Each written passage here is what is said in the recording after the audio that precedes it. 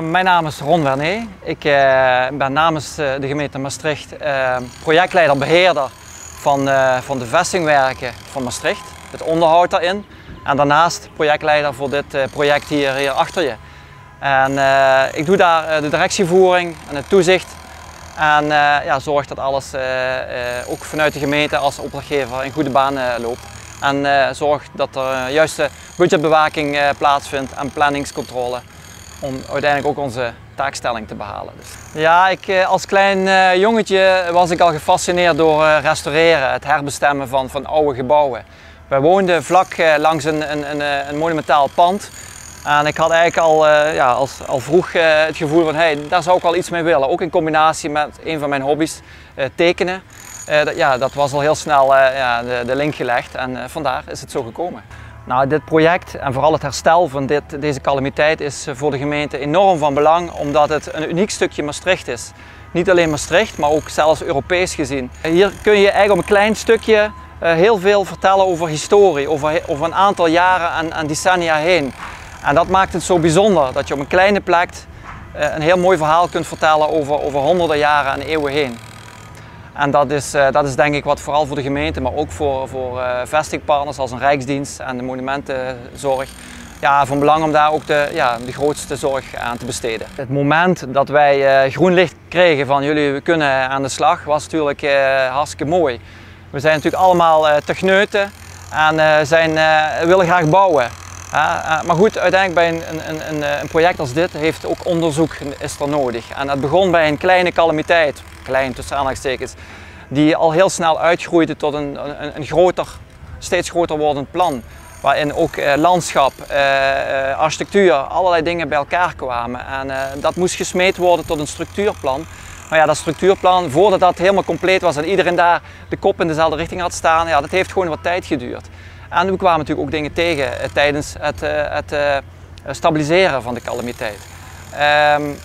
Maar goed, het moment dat we mochten beginnen was natuurlijk heel fijn. En vanaf dat moment heeft ook de snelheid daar goed in gezeten. Dus. Ja, de grootste verrassing was de ontmanteling van het rondeel. Dus waar we nu voor staan. Dat was natuurlijk in eerste instantie was dat een groot grondpakket met een muur eromheen. Nou ja, door de omstandigheden en de constructieve problemen hebben we die grond uit het rondeel moeten graven. Nou ja, wat daar uiteindelijk tevoorschijn kwam, dat was voor iedereen een grote verrassing. En dat geeft nu ook juist het spektakel en het project zoals het er straks ook uit komt te zien. Nou ja, op het moment dat we begonnen met graven, dat gaat natuurlijk heel langzaamaan, meter tot meter, ging je steeds meer zien van de binnenkant van dat rondeel. Dus we hebben altijd alleen een buitenkant gezien, maar uiteindelijk ontstond in het verhaal een binnenruimte. Een toren waar mensen geleefd hebben en vertoefd hebben. En iedere eeuw was dat op een andere manier. En daaruit bleek ook al heel snel dat dat aardepakket langzaam gegroeid is geworden. Wat ook uiteindelijk het probleem verklaarde voor de calamiteit, zeg maar. Dus, maar dat verhaal en die ontdekking steeds weer van generaties van mensen die daar vertoefd hebben, dat is heel bijzonder. Nou, de grootste uitdaging was om het decor vanuit het park zo authentiek mogelijk te houden. Dus we wisten dat er technisch een behoorlijke ingreep moest gaan plaatsvinden en een groot restauratieplan nodig was. Waarbij je zo weinig mogelijk moderne technieken wil toepassen. Om dat decor en die historie in beeld te laten. Nou ja, dat was vooral Rijksdienst Monumentenzorg waren daar heel kritisch op. En, dus dat was heel spannend, het was een grote uitdaging om dat te handhaven. Uiteindelijk is dat ook gelukt, maar hebben we vooral aan de achterkant van de muur hebben we het spektakel kunnen ontwerpen en dat is straks te zien. Maar wel heel subtiel, zonder dat de historie verloren gaat uiteraard. En met zo weinig mogelijk moderne technieken waar je niet altijd aan kunt ontkomen. Maar uiteindelijk zijn we er wel in geslaagd en daar ben ik heel blij om. Ja. Nou, dit stukje Maastricht is voor de Maastrichtenaar natuurlijk in die zin belangrijk. Ik had het er net al even over. Het is een decor. En dat is ook waarom we dat decor moeten handhaven en respecteren. Het is een herkenningspunt, een decor dat jarenlang, eeuwenlang al meerdere generaties hetzelfde is als dat het nu ook is. En dus heel herkenbaar. Dus mensen zijn ook heel kritisch natuurlijk als daar iets in verandert. En dat is vooral denk ik heel belangrijk. Dat mensen zich ook betrokken voelen bij het project en ook een beetje verlangen van het moet wel weer terug zoals het was. Want anders, we hebben daar Toen ik vroeger zo'n manneke was, liep ik daar al rond. Ik wil dat weer opnieuw gaan ervaren en misschien iets meer leren over de geschiedenis van toen. Ja, nou de uitleg van hetgeen straks in dat rondeel gaat plaatsvinden, dat zal vooral door de personen gaan gebeuren. We hebben, ik heb al een paar keer de vestingpartners genoemd, het museum in de Helpoort. We hebben een Jos Notermans die heel veel over de militaire geschiedenis kent. Nou, die mensen, ja, daar hebben we zo enorm veel steun aan gehad en uitleg en informatie. Ja, die moeten straks ook dat verhaal gaan vertellen. Nou, en dat kan straks op deze plek.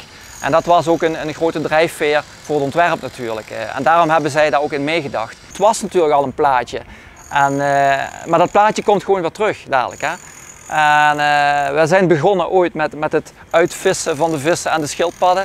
Dat was een heel gedoe. Maar ook dat hebben we met medewerkers en met vrijwilligers heel mooi kunnen oplossen.